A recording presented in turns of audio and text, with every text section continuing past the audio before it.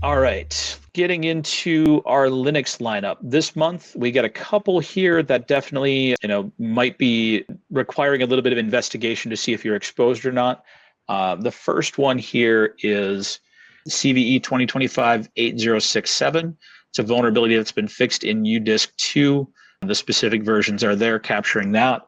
This one does have active exploits on this, and then they talk a little bit about who's being targeted. So if you're running rel-based distributions or derivatives like CentOS Stream, Alma Linux, or Rocky Linux, you should assume you're affected until proven otherwise. So they are trying to be very broad with this one. So this one does warrant a little bit of investigation to make sure that assume you are exposed unless you confirm specifically that you are not. But definitely take action on this one. There have been active exploits targeting this update. The second one is 2023-32256. You've heard us talk about the Linux world. It moves differently than the Windows and Mac side. It's an open source ecosystem. There's oftentimes vulnerabilities that are initially discovered and may be very slow to roll out over time. So it's not uncommon to see a vulnerability that's maybe 2 years old, bubble back up and become kind of hey, this is one that you probably want to just double check and make sure that you're resolved against once the market catches up and makes sure that all versions are available and up to date.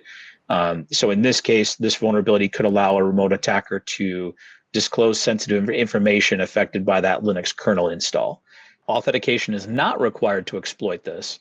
Only systems with KSMBD are enabled are vulnerable. So that's kind of the key piece on this one is on your Linux distributions, you can take a look and see, is that KSM service enabled?